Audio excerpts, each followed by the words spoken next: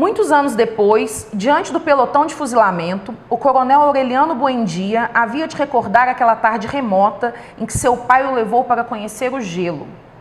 Macondo era então uma aldeia de 20 casas de barro e taquara, construídas à margem de um rio de águas diáfanas que se precipitavam por um leito de pedras polidas, brancas e enormes como ovos pré-históricos. O mundo era tão recente que muitas coisas careciam de nome, e para mencioná-las se precisava apontar com o dedo.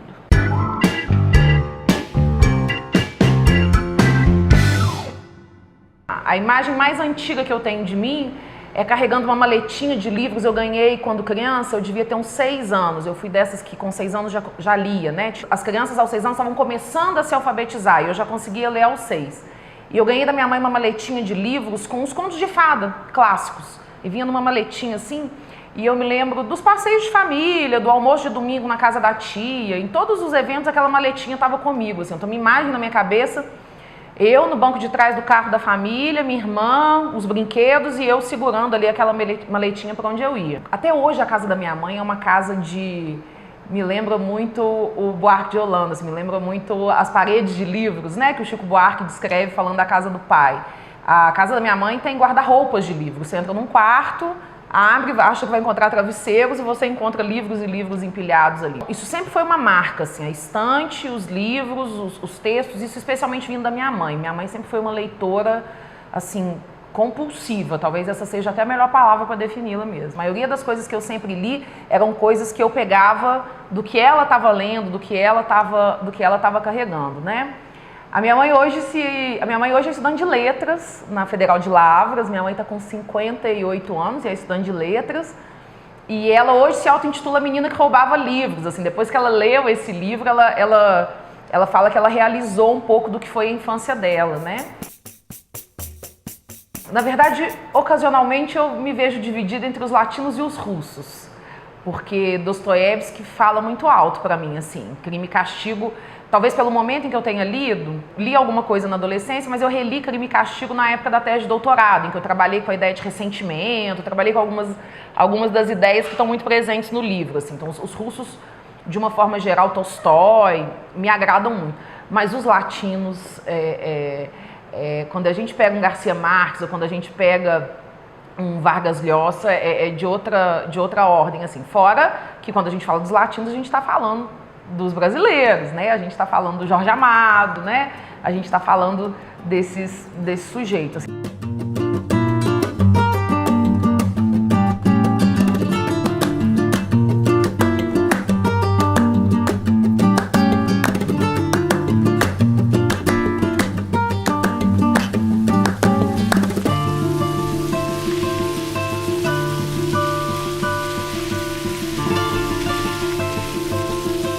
Eu tenho uma relação com esse livro que é um pouco difícil de racionalizar, assim, de verbalizar. Ao mesmo tempo que a magia da América Latina está toda aqui, as questões que falam muito alto para mim, as questões políticas que falam muito alto para mim estão muito aqui, né? Não é um livro panfletário, não é um livro de militância, mas é um livro de denúncia de alguma forma, né? Que a crítica e a denúncia social, elas estão envolvidas na narrativa de uma forma muito sutil.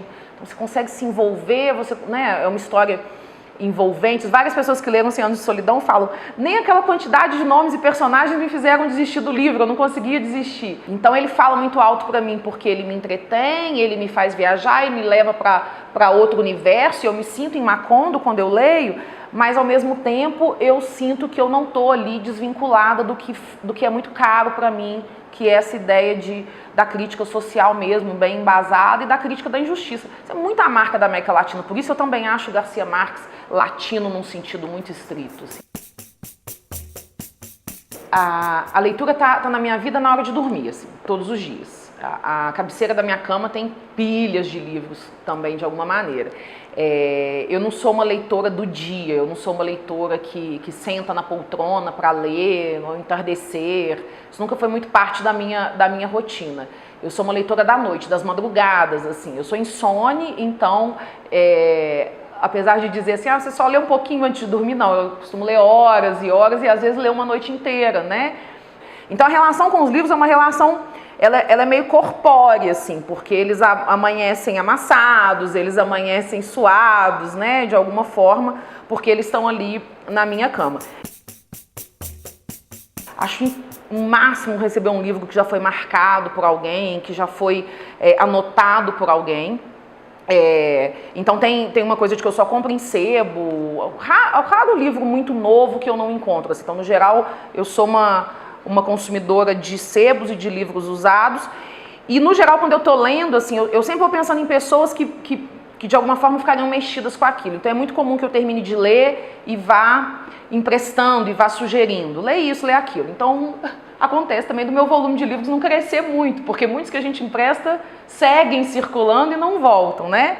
Ao amanhecer, extenuado pela insônia e pela febre, tomou a serena decisão de se casar com ela para libertá-la do despotismo da avó e desfrutar todas as noites da satisfação que ela dava a 70 homens. Mas, às 10 da manhã, quando chegou à taberna de Catarino, a moça já tinha ido embora do povoado. O tempo aplacou seu propósito deslumbrado, mas agravou seu sentimento de frustração. Refugiou-se no trabalho, resignou-se a ser um homem sem mulher a vida inteira, para esconder a vergonha da sua inutilidade. Vale a pena ler por razões de ordem prática, mas por algumas razões de ordem mais emocional, talvez, assim, né? A gente escreve melhor, a gente tem visão mais crítica, né? A gente é capaz de articular melhor a nossa própria forma de se expressar e de se colocar no mundo. Isso é inevitável, assim. Acho que essas questões de ordem mais pragmática da leitura são fundamentais de se ressaltar, né? A leitura tem uma utilidade de outra ordem também, assim. Talvez seja um pouco clichê dizer o quanto a leitura nos leva para outros universos e do quanto isso é salvador, sabe? Do quanto isso é libertador muitas vezes. Para quem se propõe a trabalhar com coisas tão imaginativas como a comunicação, não consigo ver de outra forma que não como algo fundamental, assim.